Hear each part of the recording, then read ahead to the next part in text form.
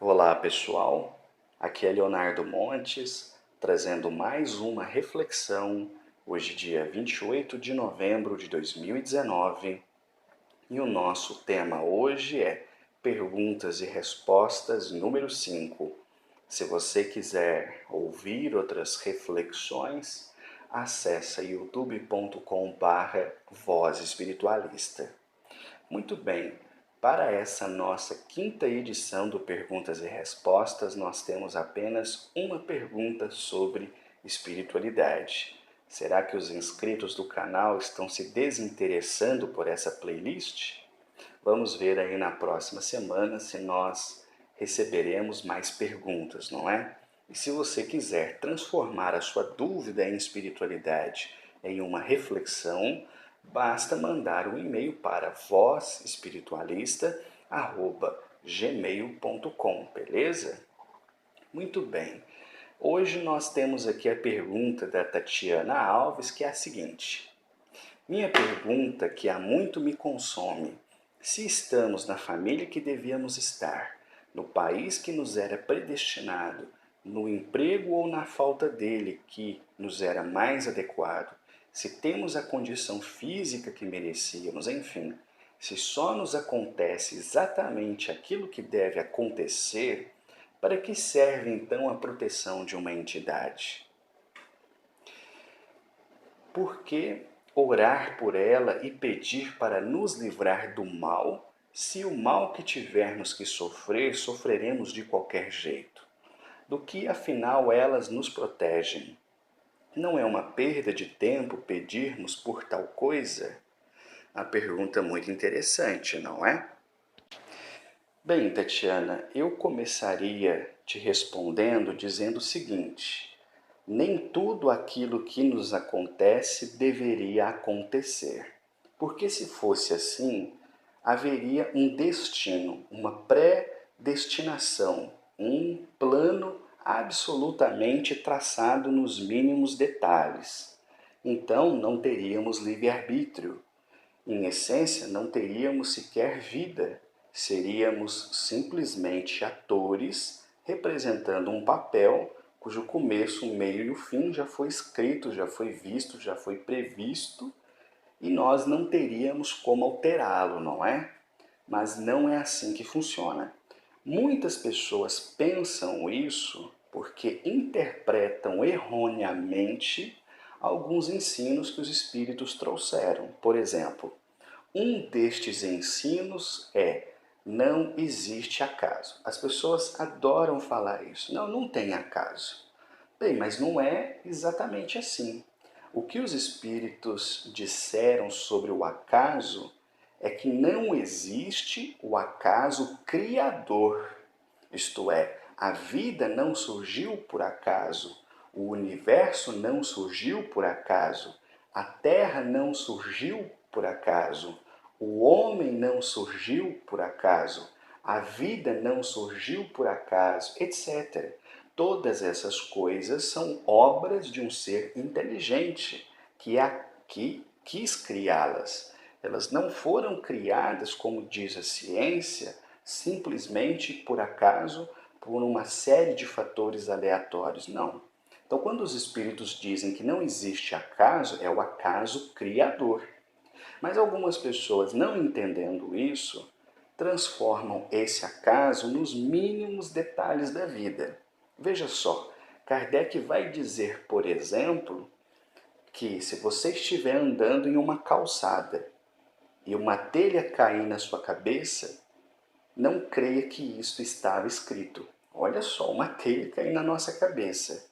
Ele diz, essa telha ia cair de qualquer jeito, porque tinha uma lei de gravidade, a telha não estava bem colocada, deu um vento, enfim, aconteceu alguma coisa para aquela telha se soltar. Ela iria cair, você só estava embaixo. Outras vezes ela poderia cair e atingir o chão. Então não estava predestinado, não estava antevisto que você deveria ser atingido por uma telha, entendeu? Então o que os espíritos dizem é que, de modo geral, estão previstos na encarnação de um espírito aqueles fatos mais importantes que tem um papel preponderante na provação que ele vai passar. Aquilo que está ligado a nascimento, à morte, aos grandes acontecimentos, às pessoas que ele deve encontrar, às situações que ele deve passar, isso tudo é mais ou menos previsto, mas pode ser completamente alterado conforme o Espírito vai levando a sua vida.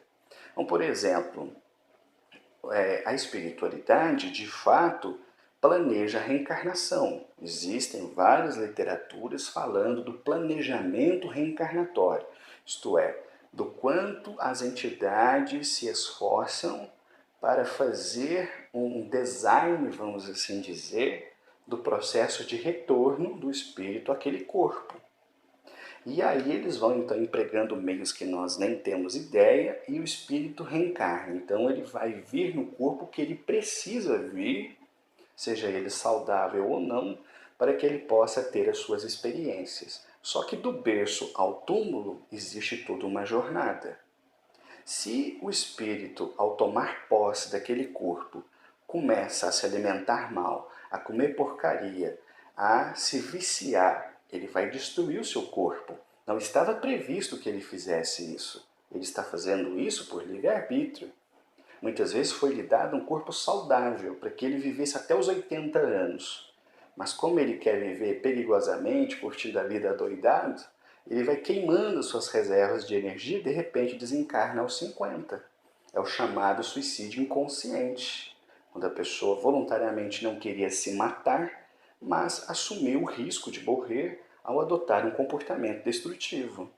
O próprio exemplo do suicida, por exemplo, ninguém reencarna pensando ou com o propósito de se matar. Se o espírito se mata, ele faz uso do seu livre-arbítrio, mas ele está rompendo com o ciclo reencarnatório. Isso não é previsto, mas pode acontecer, entende? Então, nem tudo que acontece em nossa vida estava previsto, estava desenhado, estava antevisto, porque senão não haveria livre-arbítrio. Então, nem sempre o emprego que você está é o emprego que você precisa estar. Muitas vezes é aquilo que você buscou através do seu próprio ato, do seu livre-arbítrio. Entende? Então a gente tem que ter um olhar mais amplo e lembrar aquilo que os espíritos falaram, que não existe o acaso criador. Isso aí seria realmente um contrassenso, né? Se a vida surgiu por um acaso, teve uma sopa ali de nutrientes, de sais minerais, de repente, parabim, barabã, surgiu a vida. Não, essa vida surgiu por uma ação inteligente de um ser que a criou. Então não houve acaso, houve realmente uma ação efetiva. Mas na nossa vida nós temos uma série de situações que dependem inteiramente da nossa vontade. Então agora respondendo a sua pergunta, você fala, então o que adianta orar pelas entidades? Olha, na verdade as entidades sempre me ensinaram que nós não devemos orar para elas, nós devemos orar para Deus, porque as entidades são agentes espirituais que trabalham segundo as leis divinas. Então, se a gente ora a Deus e Deus permite que tal coisa nos seja dado, por exemplo, as entidades trabalharão para que aquilo se cumpra. Então, elas são trabalhadoras da vontade divina. Não basta simplesmente ficar orando por uma entidade para que ela faça milagres, entendeu? Este é um problema. As pessoas muitas vezes se esquecem que elas deviam orar para Deus e ficam orando para os espíritos, muitas vezes num processo de barganha. Ah, me ajuda pelo amor de Deus, faz com que eu consiga um emprego, e aí eu te dou isso, te dou aquilo. A gente vê isso nos terreiros, infelizmente, toda santa gira, mas é uma compreensão rasa do processo, né? Não devia ser assim. Agora, orar a Deus ou orar às entidades não fará com que as nossas provações sejam modificadas. Se dentro do seu planejamento reencarnatório tem lá que por volta dos 50 anos de idade você deve ter um câncer, ao chegar aos 50 anos você vai ter. Só que, como você viveu 50 anos anteriores, determinará como será esse câncer. Será que é um câncer que vai te levar para o túmulo? Ou será que é um câncer que você vai vencer com tratamento? Tudo isso tem a ver com livre-arbítrio, com o quanto a pessoa aprendeu, com quanto ela conseguiu vencer os seus obstáculos, entende? Então, isso é uma coisa muito interessante. Agora, por que então vale a pena ter esse contato com a espiritualidade? Os espíritos não vão nos tirar das provações, mas quando passarmos pelas provações, nós não passaremos sozinhos. É por isso que vale a pena, entende? Enquanto uma pessoa sem fé está aí no mundo, por exemplo, lidando com o câncer, na perspectiva do nada, já que ela não tem crença nenhuma, aquele que tem uma fé, que tem uma relação proximal com as entidades, vai sentir sempre próximo de si aquelas entidades por quem ele tem fé, por quem ele tem simpatia. Essas entidades, se não puderem, e de fato não podem, tirar a aprovação do caminho, podem pelo menos suavizá-la, entende? Então, tem muita razão, tem muita importância esse contato e essa proximidade com as entidades. Eu vou te dar um exemplo.